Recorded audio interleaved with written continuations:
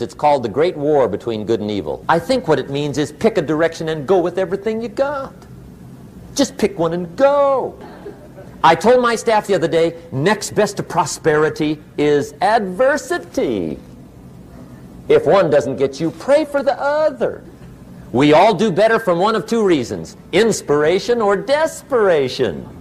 Whatever it takes to get you to try harder, read more, set your goals, and go for it. The things I once hated, I now love. The things I once loved, I now hate. See, that's strong.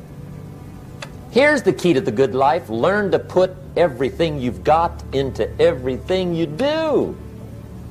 Whatever you are doing, pour it on. It will quickly open up into opportunity or quickly disclose to you that you ought to be doing something else. The delusion is, if I had a better job, I'd really pour it on. A life full of adventure is a life full of many decisions. The ones that turn out to be wrong give you better experience to make better decisions. So don't see how many decisions you can get out of, see how many you can get into. That's where the adventure is. The guy doubts himself, doubts if it'll last that long for him, doubts if he can do that well, doubts if he can make that much, doubts if he can accomplish all that. A chronic, excellent self-doubter. You can imagine what damage that does to your future. So here's the key. Turn this coin over and become a believer. And there's many things to believe in. One of the majors is yourself. The understanding of self-worth is the beginning of progress. Worry long enough, it'll drop you to your knees. Could reduce you to begging. But I'll tell you what. My advice to you is do what I finally did. On worry, give it up. Who needs it? I'm not saying it's easy. I'm saying it's worth it. It took me almost 1 year to kick the worry habit, and it was not an easy year. It was one of the toughest years I ever spent, but I finally got that monkey off my back. And I discovered you could live the most incredible life free of worry. Now, you can also be too reckless, but you can also be too cautious. This is called the timid approach to life.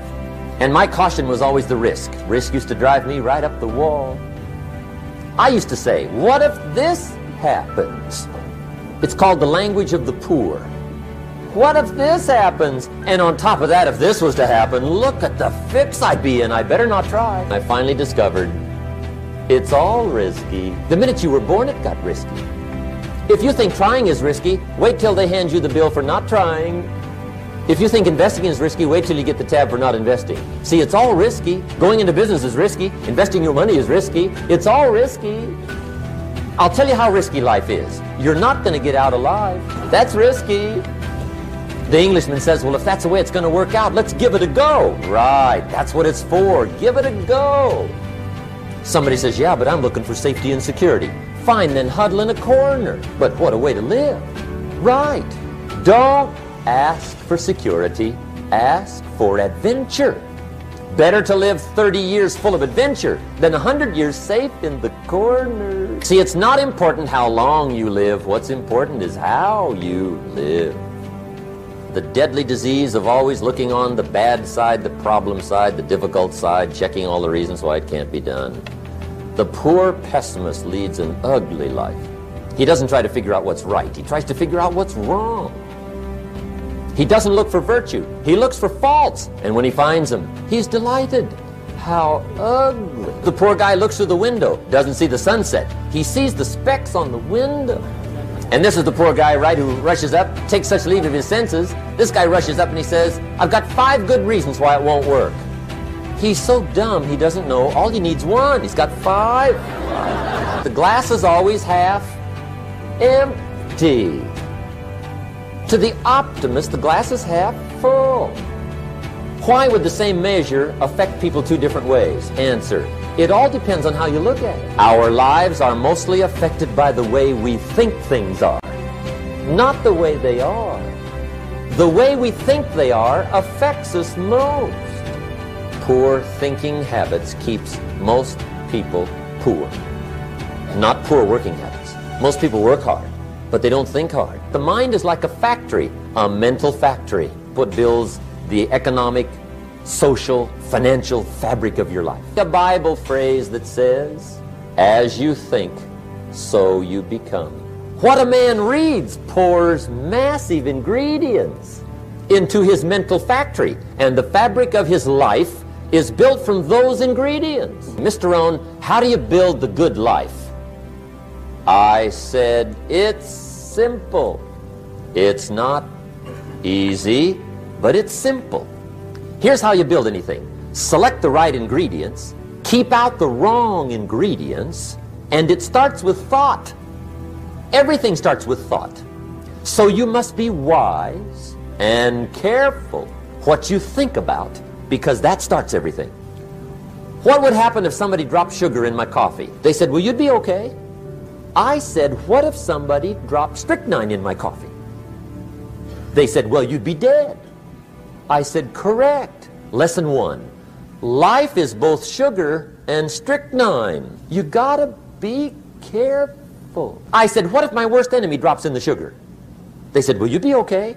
I said, what if my best friend, even by accident, drops in the strychnine? They said, well, you'd be dead. I said, correct. Lesson 2, watch your coffee. You got to be careful. See, it doesn't matter who hands you the bad stuff. It doesn't matter where you get the bad stuff. It'll still do its damage on your bank account, wherever you get it. One of the greatest phrases when I first met him, when he said, Jim, every day stand guard at the door of your mind. How important.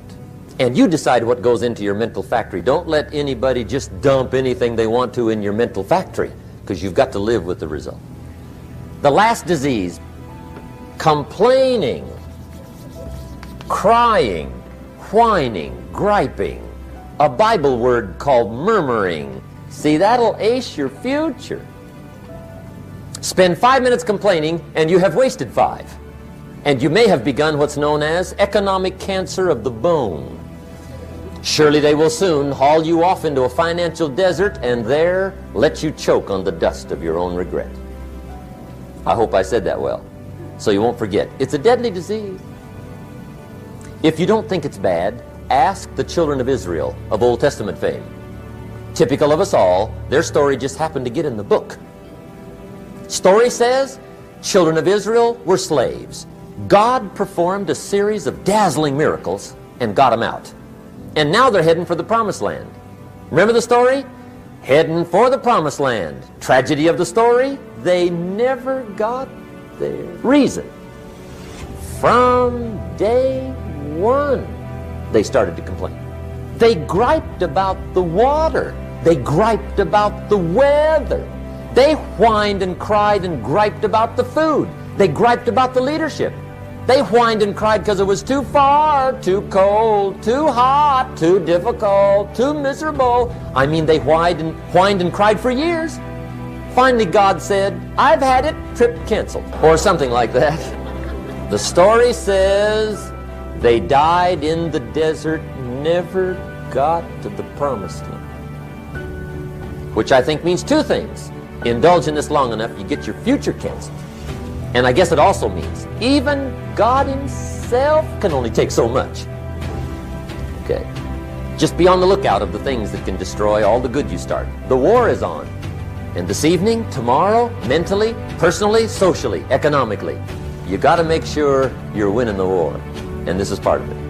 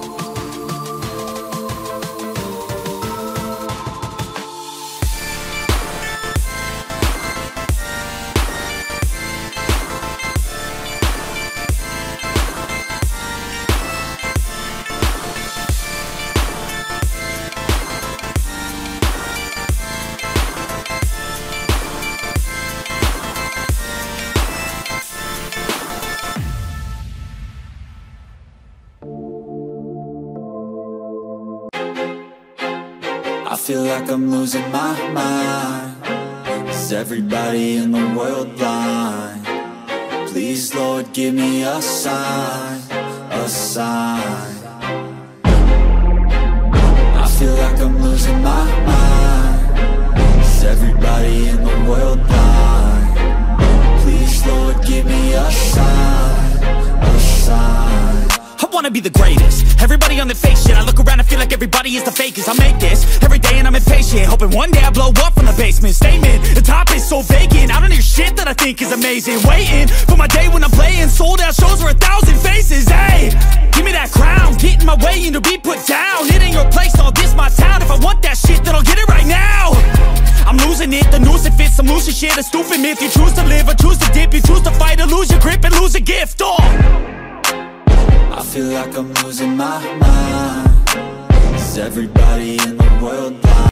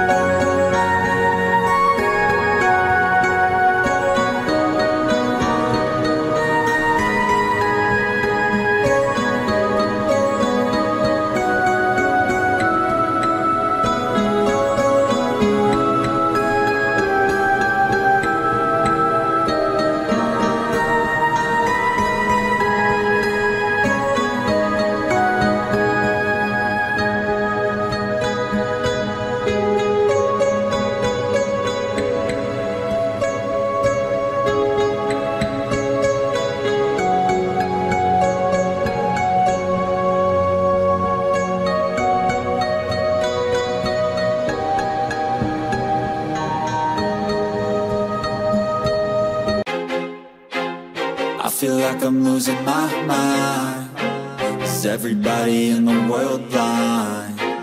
Please, Lord, give me a sign, a sign.